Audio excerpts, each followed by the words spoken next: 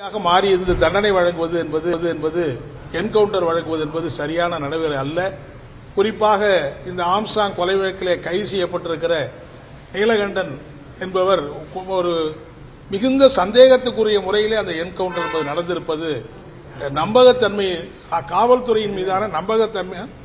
திருவேங்கடம் என்பவர் என்கவுண்டர் படுகொலை செய்திருப்பது காவல்துறையின் மீது நம்பிக்கையின்மையை அதிகப்படுத்திக் கொண்டிருக்கிறது என்பதை நான் தெரிவித்துக் கொள்ள விரும்புகிறேன். புதுக்கோட்டையில் கூட ஒரு சமூக விரோதியை நாங்கள் சுட்டுக் கொண்டோம், என்கவுண்டரில் சுட்டுக் கொண்டோம் சொல்லி சொல்றாங்க. இந்த மாதிரி தமிழக அரசு காவல்துறைக்கு கட்டுப்பாடற்ற அதிகாரங்களை கொடுப்பது கூடாது. அது அரசுக்கு அவப்பெயரை தான் உண்டாக்கும் என்பதை நான் தெரிவித்துக் கொள்ள விரும்புகிறேன். இந்த மாதிரி என்கவுண்டர்களை மார்க்சிஸ்ட் கம்யூனிஸ்ட் கட்சி ஏற்கவில்லை, வன்மையான கண்டனத்தை தெரிவித்துக் கொள்கிறது என்பதையும் தெரிவிச்சுக்க விரும்புகிறோம். அதே மாதிரி நேற்றைய தினம் தமிழக அரசு மின்கட்டணத்தை உயர்த்தி அறிவித்திருக்கிறது. அதாவது மின்சார ஒழுங்குமுறை ஆணையம் மின்சார கட்டணத்தை உயர்த்தி அறிவித்து அதை உறுதி செய்கிற வகையில் சில சலுகைகளை அறிவித்து அரசும் ஆணை வெளியிட்டிருக்கிறது என்பதை மார்க்சிஸ்ட் கம்யூனிஸ்ட் கட்சி ஆழ்ந்து பரிசீலிக்கிறது. விரிவான தீர்மானத்தை நேற்றைய எங்களுடைய மாநில செயற்குழு சார்பில் நாங்கள் வெளியிட்டிருக்கிறோம். குறிப்பாக மின்சார வாரியத்தை, அரசு பொதுத்துறையில் இருக்கக்கூடிய மின்சார வாரியத்தை முழுக்க முழுக்க தனியார் மயமாக்கி தனியார் கூட்டு கொள்ளைக்கு வழிவகுக்கக்கூடிய கொள்கையைத்தான் ஒன்றிய பாஜக அரசு தொடர்ந்து நிறைவேற்றிக் கொண்டிருக்கிறது. கிட்டத்தட்ட நீங்க பாத்தீங்கன்னு சொன்னா மின்சார வாரியம் ஒரே வாரியமாக இருந்தது, பல கூறுகளாக பிரிக்கப்பட்டிருக்கிறது.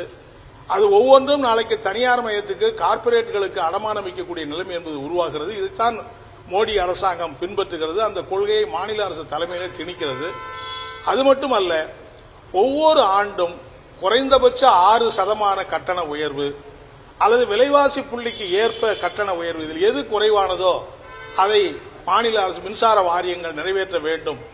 அப்படி நிறைவேற்றினால்தான் மின்சார வாரியங்களுக்கு மத்திய அரசு கொடுக்கக்கூடிய கடன், உதவி திட்டத்தின் கீழ் கடன் உட்பட வழங்கப்படும் என்று மத்திய அரசு கட்டாயப்படுத்துகிறது. அதை பின்பற்றி இன்றைக்கு தமிழக அரசும் மின்சார கட்டணத்தை உயர்த்தியிருப்பதை மார்க்சிஸ்ட் கம்யூனிஸ்ட் கட்சி ஏற்கவில்லை. நாங்கள் தமிழக அரசாங்கத்தை வற்புறுத்தி கேட்டுக்கொள்வதெல்லாம், ஏற்கனவே அதிகமான சுமைகளை தாங்கிக் கொண்டிருக்கிற தமிழக மக்கள் தலையில இந்த சுமையை ஏற்றக்கூடாது, அந்த சுமையை திரும்ப பெற வேண்டும் என்று நாங்கள் கேட்டுக்கொள்ள விரும்புகிறோம். அது மட்டுமல்ல, மாநில அரசின் கீழ் செயல்படக்கூடிய மின்சார வாரியங்களை மத்திய அரசு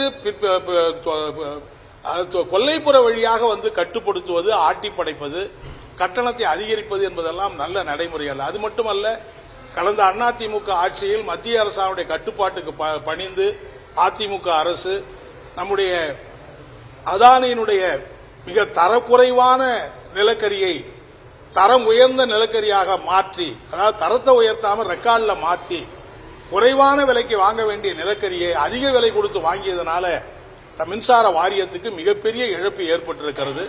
அந்த சுமையெல்லாம் இப்ப மக்கள் சுமக்க வேண்டிய கட்டாயம் ஏற்படுகிறது. எனவே இதுபோன்ற இந்த அமைப்புகளை தமிழக அரசு மறுபரிசீலனை செய்ய வேண்டும். அந்த மின்சார வாரியத்துக்கு ஏற்பட்டிருக்கிற இழப்பீடுகளை போக்குவதற்கு மாற்று வழிகளை யோசிக்க வேண்டும் என்று மார்க்சிஸ்ட் கட்சியின் சார்பில் நாங்கள் வலியுறுத்தி இருக்கிறோம். ஒரு மாநில அளவிலே அதை வலியுறுத்தி ஒரு இயக்கம் நடத்துவதை பற்றியும் எங்களுடைய மாநில குழு கூட்டத்திலே நாங்கள் யோசிக்கப் போகிறோம், ஆலோசிக்கப் போகிறோம் என்பதை நான் தெரிவித்துக் கொள்ள விரும்புகிறேன்.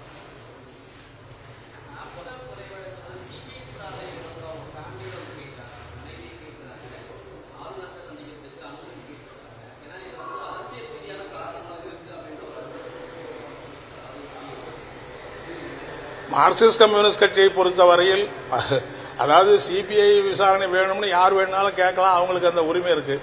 ஆனா எங்களை பொறுத்தவரையில் அதுல சிபிஐ விசாரணை என்பது அவசியமற்றது. மாநில காவல்துறையே, ஏன்னா இப்ப சிபிஐ வந்து தூத்துக்குடி துப்பாக்கிச்சூடு சம்பவத்தில் சிபிஐ விசாரணை எவ்வளவு மோசமா இருக்குங்கிறத சென்னை உயர்நீதிமன்றம் கடுமையா வந்து குற்றம் சாட்டியது. ஏதோ சிபிஐனா அது வந்து தேவலோகத்திலிருந்து இறங்கி வந்திருக்கிற மாதிரியும் ரொம்ப புனிதமானது மாதிரி அல்ல. அதைவிட திறன் வாய்ந்த காவல்துறை தமிழக காவல்துறை. எனவே இந்த விசாரணையை, தமிழக காவல்துறை விசாரணையை போதுமானது என்பதுதான் மார்க்சிஸ்ட் கம்யூனிஸ்ட் கட்சியினுடைய நிலைப்பாடு.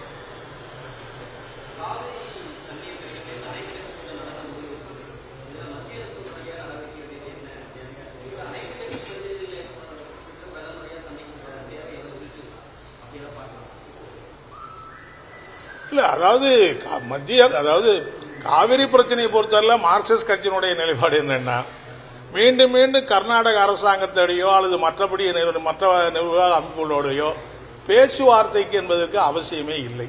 ஏன்னா ஒன்ஸ் நீண்டகால வழக்கு நடந்து வாத பிரதிவாதங்கள்லாம் நடந்து உச்சநீதிமன்றம் கடைசியா தீர்ப்பு கொடுத்துருச்சு. எனவே உச்சநீதிமன்ற தீர்ப்பை அமுல்படுத்த வேண்டிய பொறுப்பு ஒன்றிய அரசுக்கு இருக்கு. அதை ஒன்றிய அரசு நிறைவேற்ற வேண்டும் என்றுதான் மார்க்சிஸ்ட் கம்யூனிஸ்ட் கட்சியின் சார்பில் நாங்கள் வற்புறுத்தி கேட்டுக்கிறோம். முதலமைச்சர் அனைத்து கட்சி கூட்டத்தை நடத்தி அனைத்து கட்சி சார்பில் தீர்மானங்களை நிறைவேற்றி இருக்கிறார். வழக்கு தொடுப்பதை பற்றியும் முடிவுகள் மேற்கொள்ளப்பட்டிருக்கு. அந்த முடிவை நாங்கள் வரவேற்கிறோம். நன்றி.